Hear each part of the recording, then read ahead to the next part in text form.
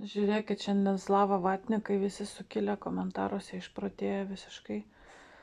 Jau ten vakar slaptas posėdis buvo, ten matyt norėjo kokią karinę gal padėtį paskelbti dar kažką, nes Vaikšnoras visus įtikinėjo, vakar išlindo irgi jisai, kad jei tik tai bus taika Ukrainoje, tai Lietuvoje karas.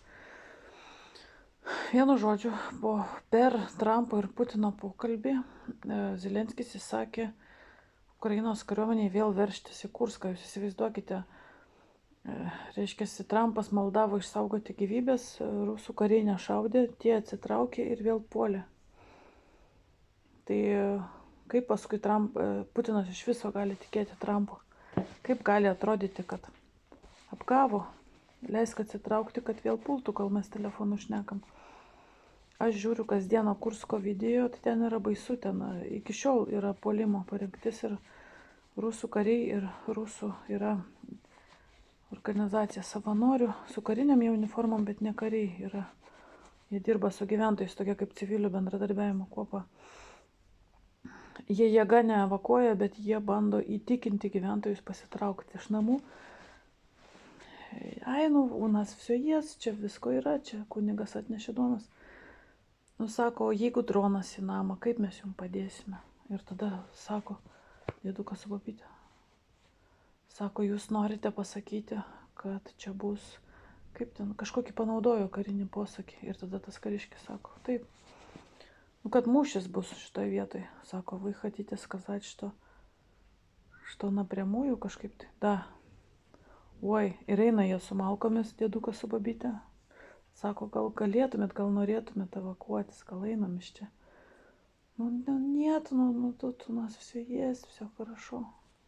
Если дрон вам на голову, что мы будем делать? Vienu žodžiu, su dronais sprogdina babytės visokias, ten per upelį tiltas nugriautas, per upelį brenda, tie savanoriai neša tas babytės.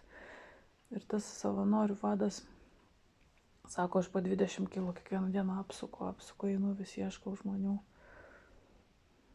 Ir žurnalistus du žiūriu, Kocą iš Komsomolskojos pravdos ir Lankasteris toksai atsirado, anglas.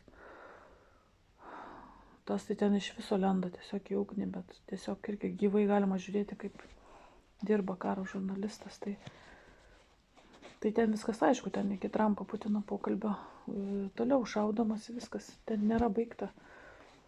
Ir kai paprašė išsaugot gyvybės, tai tie durniai atsitraukė ir vėl puolė. Tai dabar tenais subombardavo kažkokį tai miestą, išjungė elektrą viską ir užpyko jau rusai visiškai užpykė, nes absoliučiai nesilaikoma jokių susitarimų ir paskui dar kaltinama. O čia durniai va šitoj va teritorijai ruošiasi karui.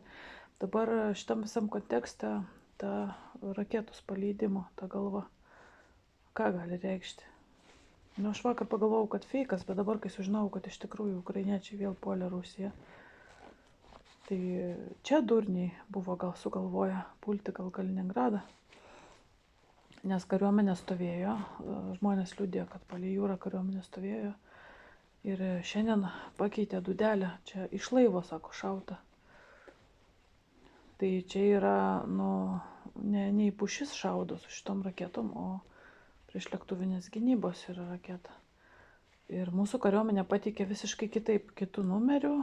Mes jau ten Facebook'e visi vakar išsiaiškinome teisingai, kas tai yra. Šiandien kariuomenė kitų numerių, kitų kodavimų, bet tai atrodo, kad tiesiog NATO kalba tas pats. Tai mes viską teisingai nustatėm, jie tik tai teigia, kad čia laivinis tipo. O aš netikiu, kad čia laivinis. Aš manau, kad čia Zalpovoje agonь buvo į kažkokius tai lėktuvus nukreipta. Nes matyt, kai puolė Kurską, tai puolė matyt gal ir laivus ar Kaliningradą puolė ir tie neapsikentė ir paleido. Matyt, ne vieną raketą paleido. Nes vakar dar yra vienas dalykas, kad sudužo rusų lėktuvas iš tikrųjų. Kažkur tai Leningradė. Ten kažkas vakar vyko, jūros mūšiai greičiausiai vyko, greičiausiai susidūrė natovcai su rusais. Ir sakau, nu, visą laiką gali būti versija, kad buvo feikas arba iš tikrųjų tikra raketa, nes puolė kažkas kažką vakar. Tai va, tai tiek. Tai čia ką praneša, slava patriotizmas yra melas. Ir apklausti kijeviečiai, gaudžia sirenos, jie sako, tai mes netikim Putinui, jis niekada nesilaiko žodžio. Tai palaukit, o kodėl jūs puolėt Rusijos teritoriją, kai tie dėl taikos tarėsi? Tai viskas, jau dar kartą tą patį padarė, tai dabar taikos niekada gyvenime nebus. Dabar šaudysis, kariaus tikrai iki 30 metų. Čia yra baisu, nesugebėjo, neturėjo valios tą Zelenskį nuimti. Tai va, tai čia pamąstymai tokie.